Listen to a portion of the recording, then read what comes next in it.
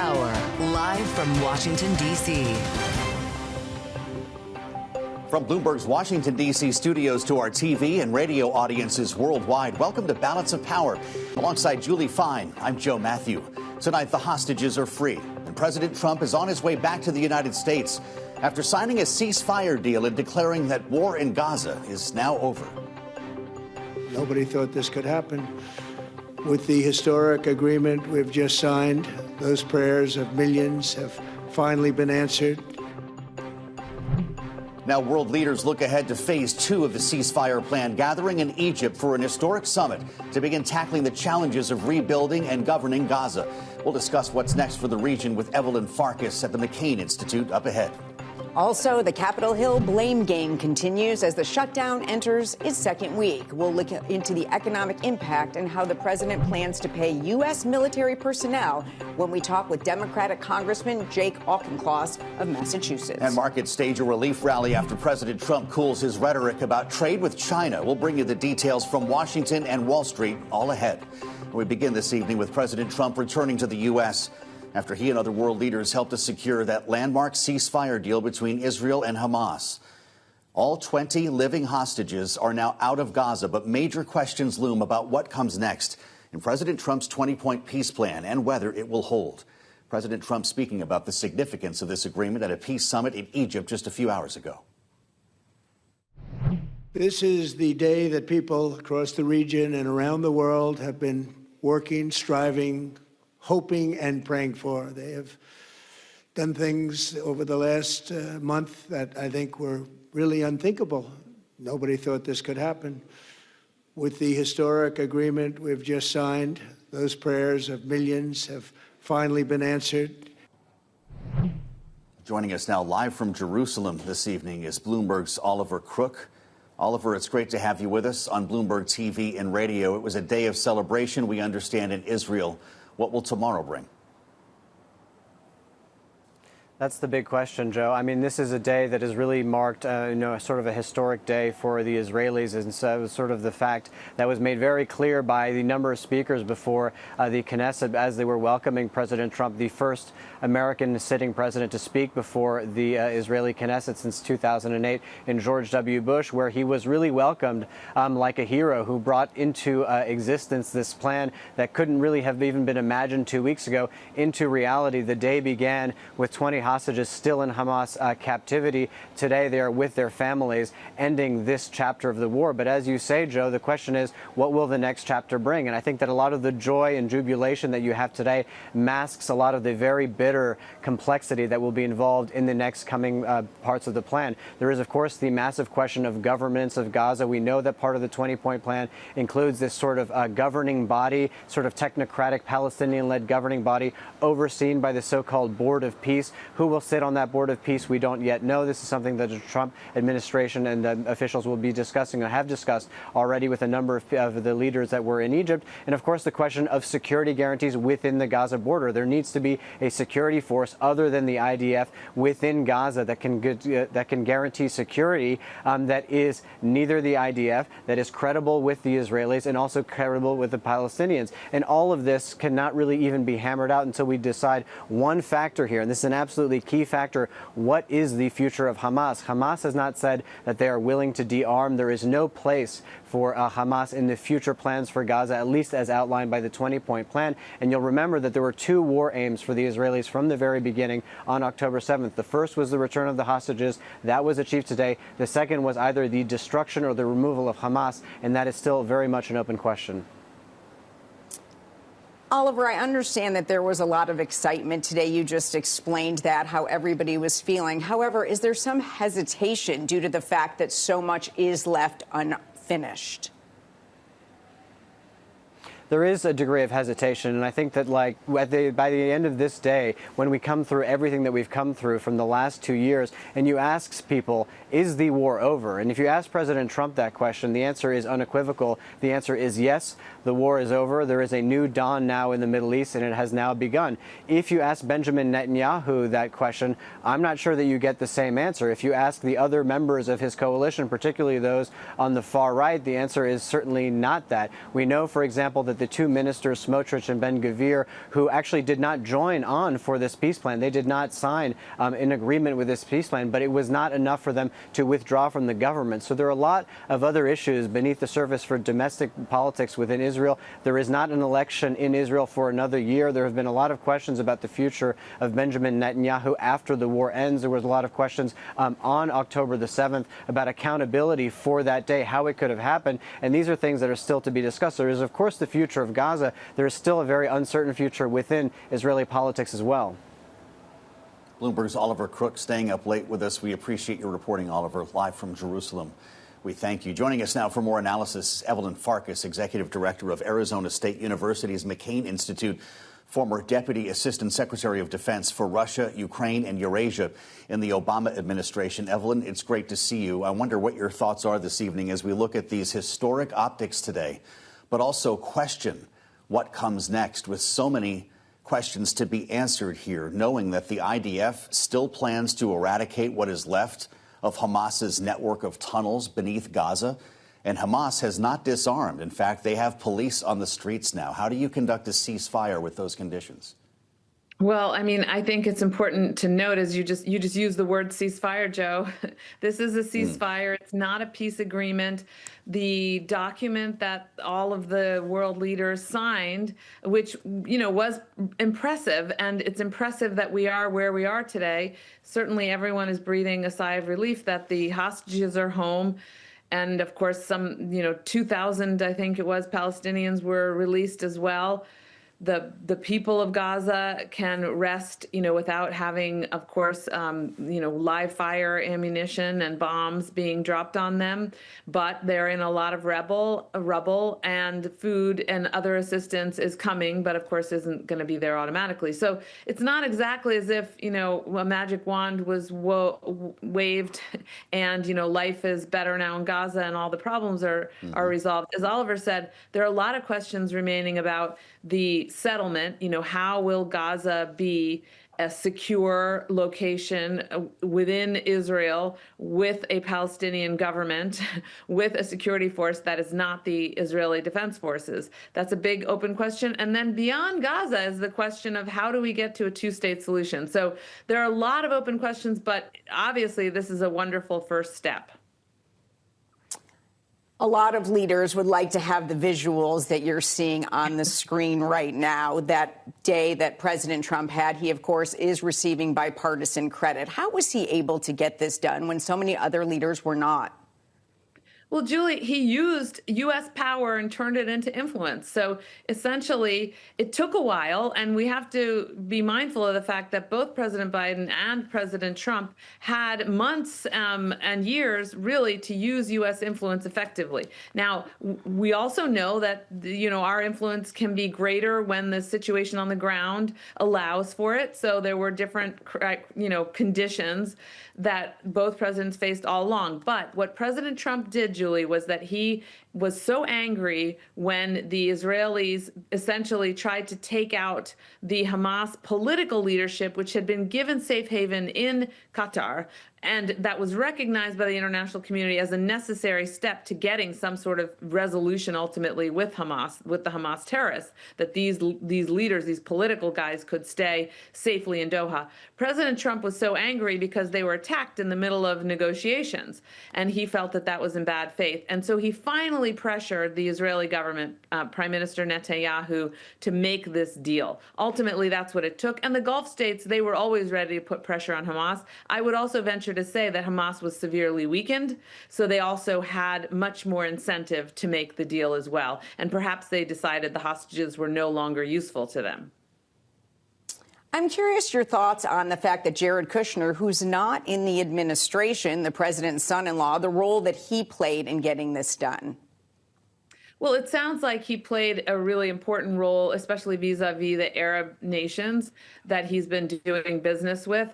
I think critics would say that he should either be in government or be in business, and mixing the two is something that we have as a government, as a society. We've tried to keep those two things separate because we don't want people enriching themselves because of their connections. Having said that, his connections clearly were useful here. He jumped back in, and I think we heard Steve Witkoff, who is the actual envoy, say how useful and how helpful Jared Kushner was. It sounds like he's going to use him going forward, which again, you can only applaud if these are the kind of outcomes, because they have to continue, they being first and foremost the Trump administration, they have to continue putting pressure on both sides, on all parties, to get all the details hammered out, because you have some momentum right now. But the longer we continue without more withdrawals of the IDF, without a real plan to demilitarize, to take the weapons from the Hamas fighters, without a plan to put in a new security force, and of course without some kind of political leadership resolution and money to do reconstruction, you hear all those things, Julie, it's a long list. Without that, we won't see more progress, and unfortunately we could see a return to war. Evelyn, as the president was getting ready to fly to the Middle East, he had a couple of conversations this weekend with Volodymyr Zelensky, another hot war that the president is looking to end at the moment, and it might be by way of Tomahawk missiles. Zelensky talked about this request and the conversations that he's had with President Trump about getting his hands on these long-range missiles to use offensively. Here's what Zelensky said. I just spoke with U.S. President Donald Trump for the second time in recent days. We are working closely with the United States to strengthen ourselves, our air defense, all our defensive capabilities, primarily Patriots, other systems, as well as our active operations and long-range capabilities. We see and hear that Russia fears the possibility of the United States providing us with Tomahawks. It is a signal that this kind of pressure can be effective in achieving peace. Evelyn, President Trump says he's first likely to speak with Vladimir Putin about this in a bid to end the war. Will either attempt work? Well, if he threatens Vladimir Putin with Tomahawk missiles, I have a feeling Vladimir Putin will call his bluff. He will ask, he will basically wait to see whether President Trump does it or not. I don't think Vladimir Putin is going to back down unless he is really faced with the facts on the ground, which would be the Ukrainians having taken out even more of their refining capability and essentially grinding the war to a halt from the Russian side of the, ledger. This is akin, Joe, to President Trump calling up Netanyahu and saying, you have to cease fire because I've had it, and, after the bombing in Doha. So this is President Trump exerting his pressure on Vladimir Putin if this is indeed what happens. And I think this is the way to make peace. You have to use U.S. power, convert it into influence. Thank you so much for your time on a busy day. Evelyn Farkas, Executive Director of Arizona State University's McCain Institute, thanks so much. And coming up, China whiplash. Just days after President Trump escalated tariff tensions, sending markets spiraling on Friday, Trump now says all will be fine with China. But is the feeling mutual? We'll discuss. But first, day 13 of the government shutdown, and lawmakers remain in a stalemate. We'll discuss the latest developments with Democratic Congressman Jake Auchincloss of Massachusetts next on Balance of Power on Bloomberg TV and Radio.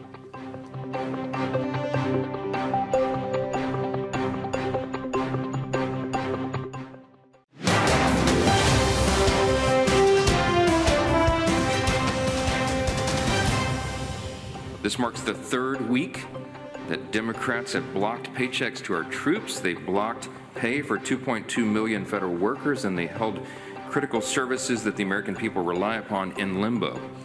At least they've tried to block those checks. We are so very grateful that President Trump, again showing strong leadership, has stepped up to ensure that our troops are going to be paid on October 15th, while we wait for Democrats to stop holding the country hostage. It's Balance of Power on Bloomberg TV and Radio alongside Julie Fine. I'm Joe Matthew in Washington. That was House Speaker Mike Johnson earlier today commenting on the ongoing government shutdown, now stretching into its third week with lawmakers at an impasse. The financial impact of these closures set to escalate across the country. And joining us here now in our Washington bureau with details, Bloomberg's Scully, who leads our Capitol Influence team. Day 13, Megan. Good to see you. Nothing has changed since we spoke at the end of last week here, right? The House is not here, Senate not till tomorrow, and no off-ramps are apparent. No off-ramps are apparent, and we have seen a lot of digging in these past several days, and particularly over the weekend. And there's concern. Certainly both political parties are supportive of paying the military on October 15th on their pay date. But that has traditionally been a forcing function to get to the end of a shutdown. If Trump does indeed make this payday happen, which there's a lot of questions whether he can legally do that. But if he does, then that may only drag this out even longer.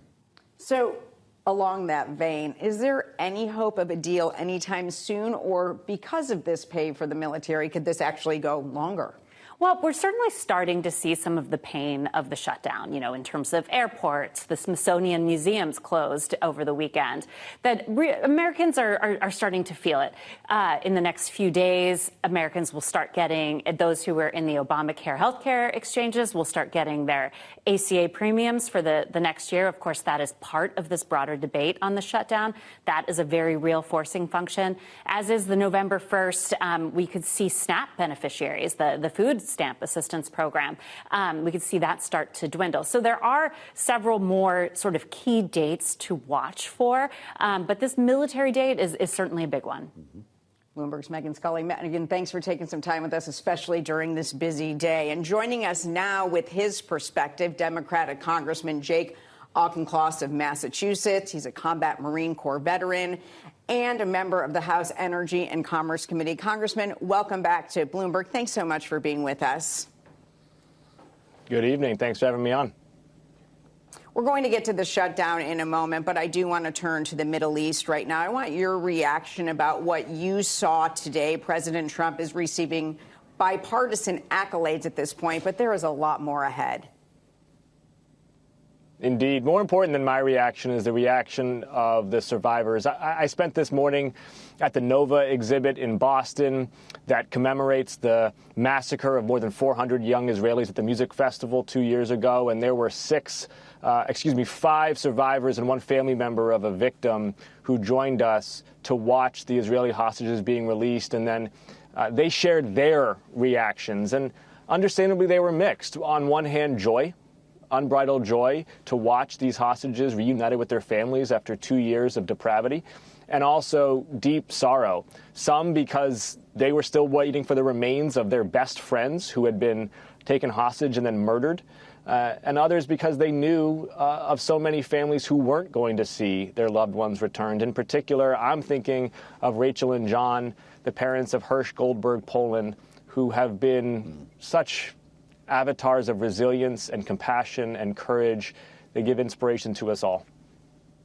Really glad that you mentioned that, Congressman. We understand that Hamas is having trouble locating all of the remains of the hostages who have died. 28 remaining hostages, 26 are apparently at least known about, 2 are unknown. And because of the damage left from the bombing of Gaza, at least that's what Hamas says, it's unclear whether they will all, in fact, be returned and in what period of time. This is part of phase 1. How important is it for the remains to be rejoined with their families? Hearing from these survivors, it was critical for their closure that they have remains to bury, to give them peace, to give them a semblance of dignity and closure going forward. And as you said, this is phase 1. We know it gets harder from here on out. I think we all need to be mindful of a stark and perhaps counterintuitive reality, which is that Hamas's enemy is not Israel. Israel is the villain. Israel is their sort of arch nemesis for the narrative they spin for the Palestinian people. But Hamas's actual enemy is an alternative to governance in Gaza, whether that comes from the Palestinians or from some independent entity. That's what Hamas fears most, because Hamas has no agenda for the Palestinian people. It's a nihilistic agency. And so Hamas will fight against any effort to fill this vacuum in Gaza with security, with infrastructure, with education, with prosperity. And so we must all be on our guard against this barbaric death cult.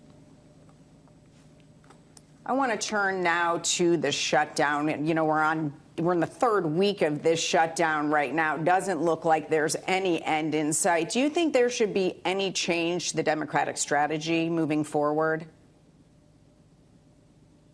So before this shutdown, I led a statement with a number of other Democrats outlining a number of different ways that Republicans could get to yes with us. One was restoring the COPS grants that have cut funding for hiring and training local law enforcement. Another was for reversing the worst of the Medicaid cuts. Another was for votes on the tariffs in the House. Basically trying to lay out a series of options for Republicans to meet us in a way that gets to yes for the middle class. Because the middle class funds this government, and the middle class has been hit with the biggest health care cut in American history and the biggest tax hike in American history over the last 9 months. So if we're going to ask the middle class to give this administration money for all of its operations, it's not unreasonable for the middle class to get something in return. We laid out a number of options that have a supermajority of support amongst middle class Americans. And I would work in good faith with Republicans on any one of those items for us to reopen this government and get back to work for the American folks. What do you make of the president's plan to pay military paychecks? In the meantime, Congressman, with $8 billion in what's being framed as unobligated funds from the prior fiscal year, is that something he's legally able to do? Is it something that you would support? I doubt he's legally able to do it. Hasn't stopped him in the past from pursuing something. But these kinds of Band-Aids and stopgaps are no way to run a great country. We need to pass a measure to fund the United States government, not just the military, all of the operations that Americans rely on, from the National Park Service to our local law enforcement grants. Congressman, you spoke about the middle class. I want to ask you, what about those that aren't concerned about blame, really aren't even concerned about who's done what wrong, but simply want this to be over and are concerned about cuts to services? What is your message to them? I agree with them. And Donald Trump is in the White House. Republicans have control of the Senate. Republicans have control of the House. They've declared themselves to be governing with a mandate. They have declared that they have no interest in working with Democrats on any legislation, as evidenced by the fact that they've passed less bipartisan legislation in this year than in any previous legislative year of my lifetime. So Republicans own this shutdown. I want to work with them to get to yes. I laid out a series of proposals from health care to law enforcement to tariffs to corruption that could get me to yes, and they have yet to move even one iota. Well, there does seem to be some punitive action by the president when it comes to what he calls Democratic programs, Democratic agencies. We've already seen 4,000 layoffs, Congressman, and you're sitting in a very important state when it comes to federal funding for medical research and development. Do you take the president at his word and J.D. Vance at his word on Sunday morning? The longer this goes, the worse the layoffs will be. And what does it mean for your state? Well, they were cutting federal workers illegally when the government was open. They're going to do it when it's closed. They claim it's some punitive actions against Democrats. It's punitive actions against kids. I mean, what they're doing is they're attacking the infrastructure for vaccine development, research, and manufacturing. And then they are firing employees at the Epidemic Intelligence Service who are going to tell us when whooping cough doubles next year, as cases are forecast to do, or when measles outbreaks happen in Texas or Louisiana, as they are projected to do. That's not a Democrat problem. That's an American problem. That's a problem for our children in this country. And the fact that J.D. Vance and Donald Trump think that's politics tells you all you need to know about them. Great to have you back, Congressman. Democratic Congressman Jake Auchincloss of Massachusetts. Thanks for joining us always on Bloomberg. Coming up, President Trump says all will be fine with China, just days after threatening a new 100% tariff on all Chinese imports, prompting a strong relief rally today on Wall Street. We'll bring you up to date next, only here on Balance of Power on Bloomberg TV and radio.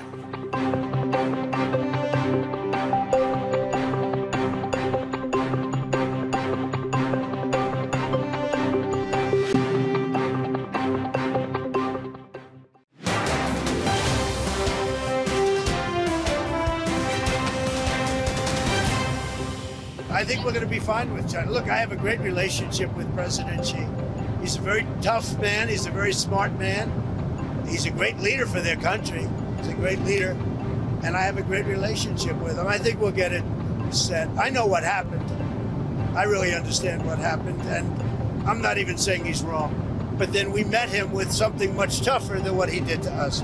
Again, because of the tariffs, it's much tougher. It's Balance of Power on Bloomberg TV and radio alongside Julie Fine. I'm Joe Matthew in Washington. That, of course, President Trump yesterday at altitude trying to tone down some of the tensions with China after he unveiled last week new export controls on rare earths and other critical minerals. The president's announcement initially sent shockwaves through markets and around the world as fears grew of a revived trade war. Joining us now here in our Washington bureau for a look at the geo-economic impact, Jennifer Welch of Bloomberg. Jennifer, thanks so much for being with us. We're so happy to have you. Thank you for having me. Okay, so who blinks first in this? Does the U.S. go through on the threat? What do you think? I think at this stage, there's still time built in, quite purposely, for both sides to find an off-ramp. And an off-ramp is certainly possible. For example, China might promise to make sure that supplies of critical minerals to the U.S. are not disrupted. But there's also a lot that can go wrong. Both sides are trying to build leverage here as part of trade talks.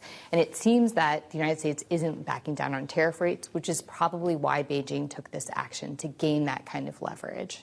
Interesting. We heard from China over the weekend following the Friday post.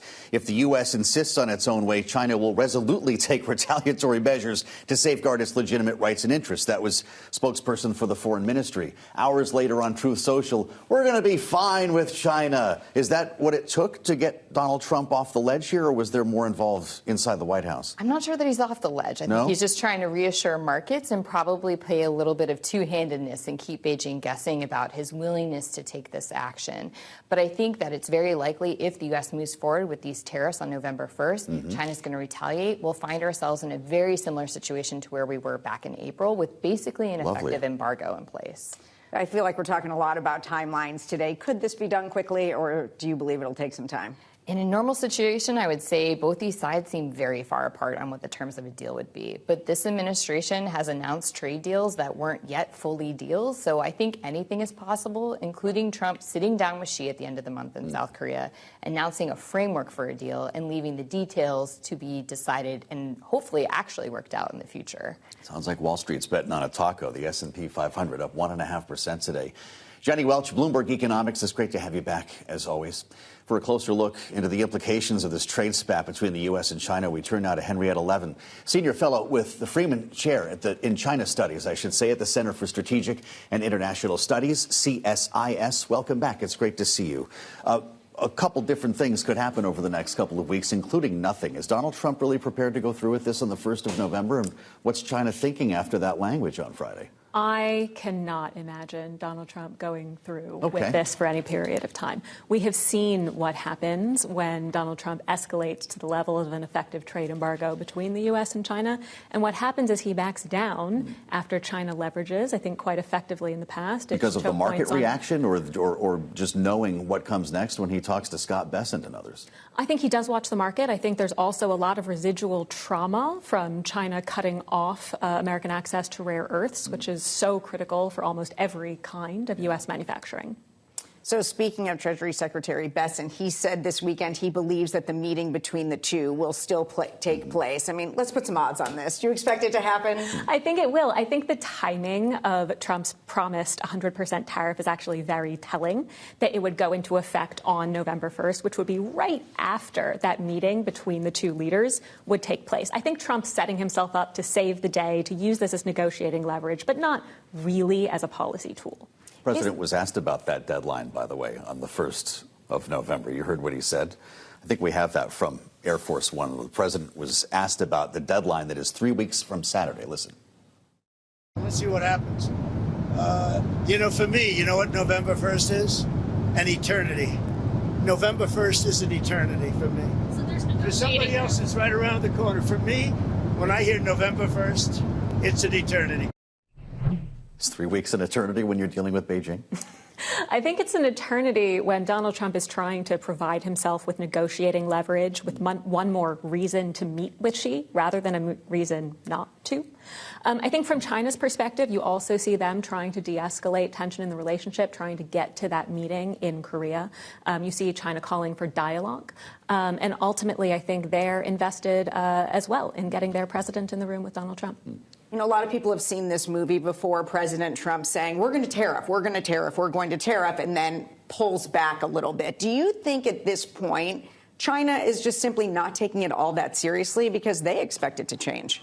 I think China has an incredible amount of confidence when it comes to their position in the trade war with the United States. They feel like their rare earth choke points are a trump card through which they can get whatever they want out of Washington. And they know, Beijing knows, that the trade war will hurt China's economy, and that's an economy that's already struggling. But they're betting it will hurt the American economy more and more quickly, and they're betting Donald Trump will fold. It's been interesting seeing the government take stakes in companies like MP Materials, Lithium Americas. JP Morgan is putting a huge sum of money today into rare earths and minerals for the very benefit of national security that we're talking about here. But the narrative is that China has a chokehold on rare earths and more specifically processing. How much work would it take us to catch up with them and be self-sustaining, or is that years away?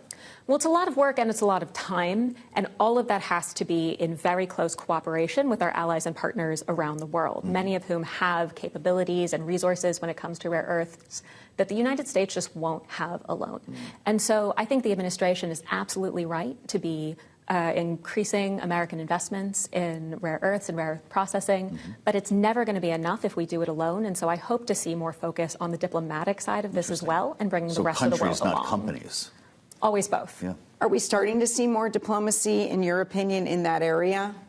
I think we are, but in a conflicted way. I think the challenge with this trade war is that it's all fronts. Donald Trump is fighting the Chinese, but he's fighting our allies as well, with quite high tariff rates in many of America's closest partners. And that does make it a little trickier to get to the collective scale, the collective purpose the United States and our allies will need to take on Beijing, especially on these really tricky issues, like when it comes to rare earth processing. What should we expect to come from this meeting, assuming they do sit down in South Korea?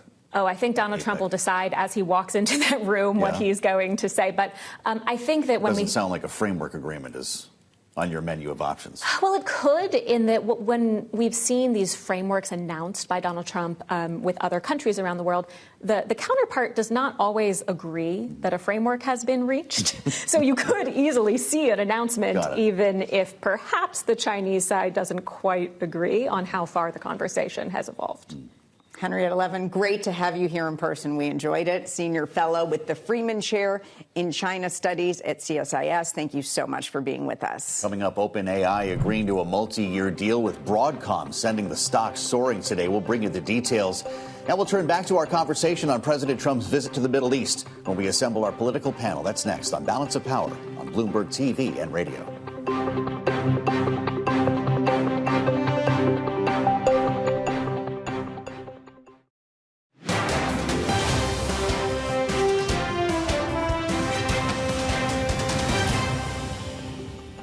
It's Balance of Power on Bloomberg TV and radio alongside Julie Fine. I'm Joe Matthew. We'll turn back to the historic day in the Middle East with our political panel in a moment. First, the stories we're watching in today's Power Brief. First, the UK's Domestic Security Service, MI5, is warning politicians that they're being targeted by spies from China, Russia, and Iran, saying foreign states may use online scams, cyber attacks, and financial donations to gain information, access, or influence decision-makings. This warning follows the collapse of a high-profile espionage case against two alleged Chinese spies that sparked criticism of the government's handling of national security and Starmer's policy toward Beijing. Another major deal announced by OpenAI, partnering with Broadcom today to develop 10 gigawatts of custom chips and computing systems over the next 4 years. Broadcom shares jumping over 10% on the announcement. The companies say they will start rolling out servers with the new technology in the second half of 2026. The agreement follows a string of other deals OpenAI has recently announced, including partnerships with NVIDIA and AMD. Shares of most chip makers were higher today.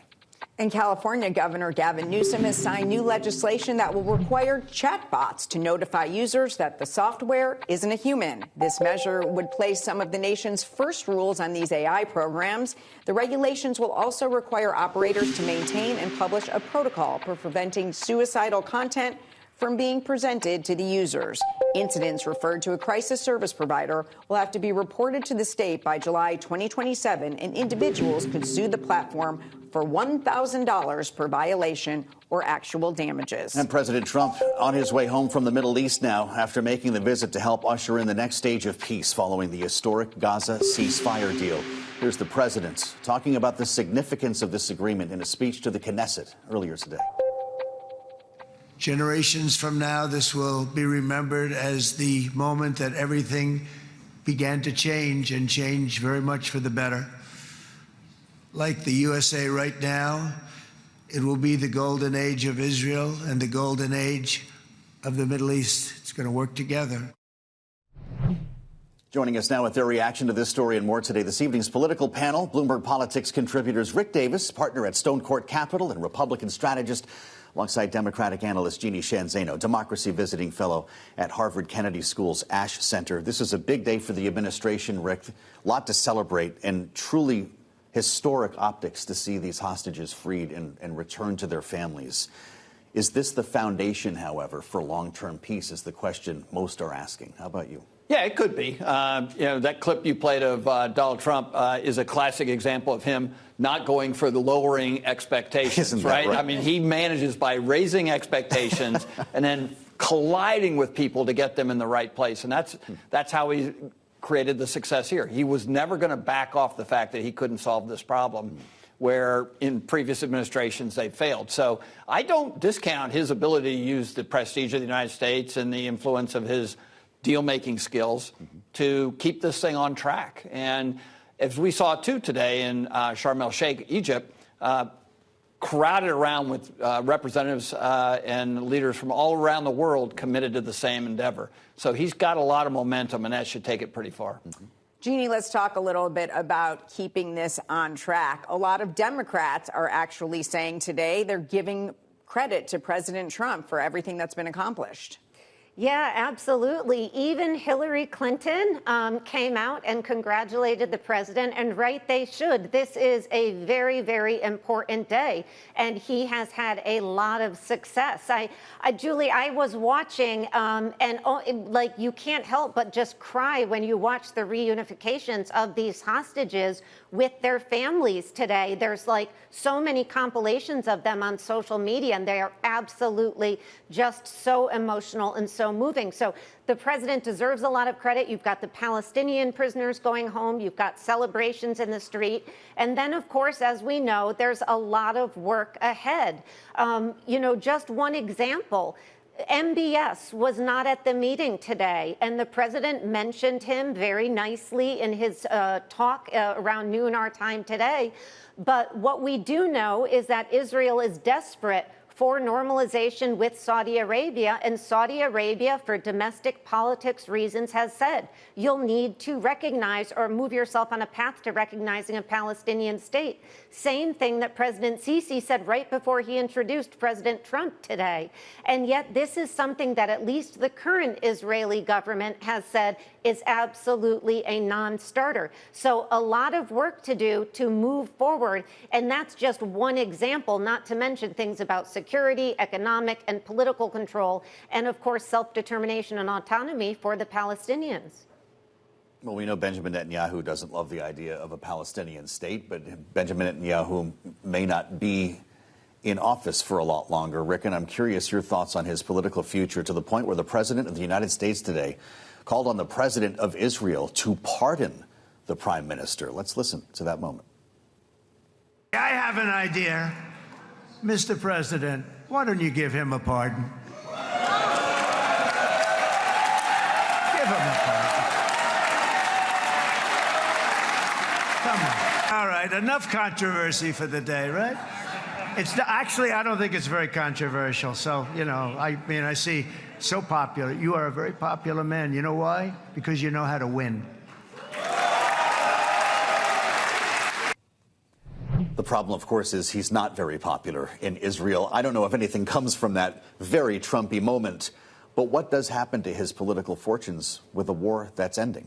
Yeah, Donald Trump said, I can't imagine a person being indicted for cigars and champagne. And I would actually have to agree with that. Yeah, look, I mean, Donald Trump knows something about pardons. And so I think there is a sort of silver lining to all that. I mean, like, part of what we went through with the political attacks from the Justice Department, both in the Biden administration and the Trump administration, is a lesson that we need to lay down all these political attacks, you know, and move on. And maybe that's one of the ways that Israel can move on, not because of what Donald Trump said, but, you know, there has to be this reconciliation before they can change the political dynamic. You're right. Bibi is not a popular guy, not likely to win in another election, and there will have to be elections now coming up next year. So, you know, all politics now is going to start to focus on who is the post-Bibi Netanyahu. Well, Jeannie, as you know, the news cycle moves very quickly, so you can see that standing ovation today. However, moving forward, there's still a lot of work to be done there. Absolutely. And you took the words right out of my mouth. I mean, it is astonishing how many days there could be to change what we're feeling with all the elation that we're seeing, how quickly that could change. I mean, we look at the fact that Hamas was in the streets today, apparently taking exception to some Palestinians who may have worked with the IDF. And, you know, if we see a lot more of that, if the IDF doesn't stay at the line it's supposed to be at, I mean, there's so many things that could go wrong and completely change the sort of happy outlook that we're seeing today and sort of all of the joy. And, you know, on Benjamin Netanyahu, one thing I would say, he is not popular, but don't underestimate him. Nobody has had more political lives in politics today than Benjamin Netanyahu, except maybe Donald Trump. But Benjamin Netanyahu has been able to make his way through the Israeli political system for decades now, and he has held power for a long time. He is very unpopular today, and he may see his moment, but I would be very cautious about underestimating his ability to maintain power if he decides to. I want to get to the shutdown in a moment with both of you, but I also would love to hear from you, Rick, on the role that Jared Kushner and Steve Witkoff played here. Axios reports on a meeting last Wednesday that took place between these two and Hamas leadership. They met directly to talk about their fears that Netanyahu would continue the war after the hostages were released, once they lost their leverage. They promised Hamas that Donald Trump would make sure that didn't happen. And reportedly, the deal was in place. People got on the phone and reported back to their bosses that they had a deal. How important is it to have, at times, folks who are either in the administration's orbit or, in the case of Kushner, not a member of the administration at all, get involved in issues like these? Well, I do think Jared's work in the first administration to cable together the Abraham Accords, based on what Donald Trump calls them, really laid the groundwork for what we saw this week. The confidence that was created with some of the major players in the GCC, and then carrying on and frankly, controversially, doing business with them after he left the administration is actually part of the tale that helped get this across the finish line. And the fact that the Special Envoy Witkoff was also very well connected in the region and has worked hand in glove with Jared with his relationships to help fashion together this direct conversation with Hamas that we thought we would never live to see is extraordinary and frankly, probably the only reason that this deal actually got done. Now that this deal has gotten done, the one in Washington has not. As you know, the shutdown heading into its third week now. At this point, you know, the Democrats have been called back. The Republicans have not. Who blinks on this? Look, there's not really a place for Republicans to blink, right? I mean, the House has got a stranglehold on Washington. They're not coming back until there's a deal in the Senate for the measure that they passed. And I think, you know, Leader Thune is not going to do anything that runs counter to what Donald Trump wants to accomplish. And so this is a squeeze play right now. It's going to be like, let's see how long the Democrats can survive not having the government functioning, because they are more dependent upon it from the White House's point of view than Republicans are. And Donald Trump can continue to find money to pay troops and look good in the process, while Chuck Schumer and his team are, you know, lobbying to get trillions of dollars of new spending into a, you know, clean CR.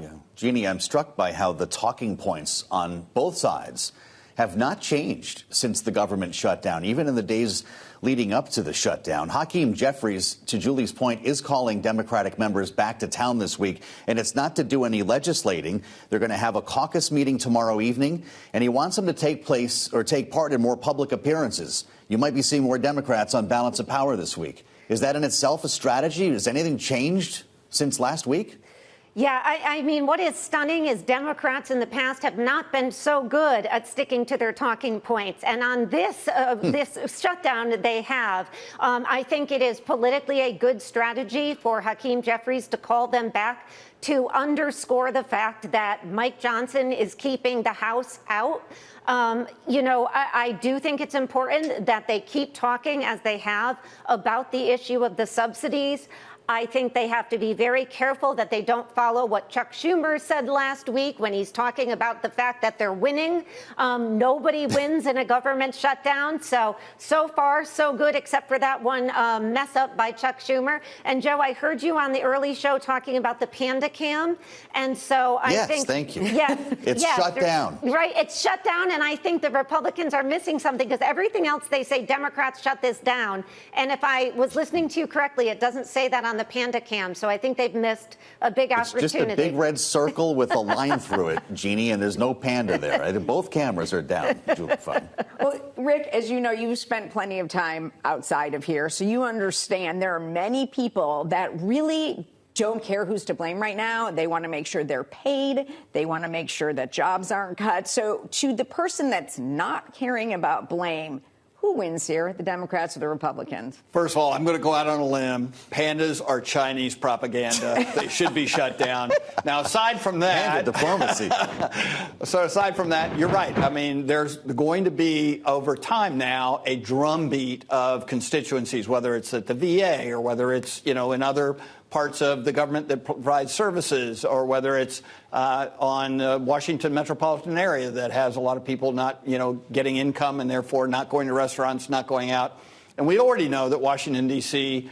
has been declining in its tourism, which is consistent with a government shutdown. And now we're all bracing for the fact that this may not be just hours or days. Yeah. This could be weeks or months. That's right. And so I think you're right. I think that nobody really knows what will be the trigger event, but I do think something's going to happen, whether it's related to airports shutting down or flights being canceled or whatnot, that Congress is going to get the message that they better get something done. And that, and only then, will be when this starts to abate. We have less than a minute left. I'd love to hear from both of you. If you think Donald Trump is going to pull off his plan to pay military troops out of this research and development line item, unused funds, Jeannie, $8 billion. Will it work?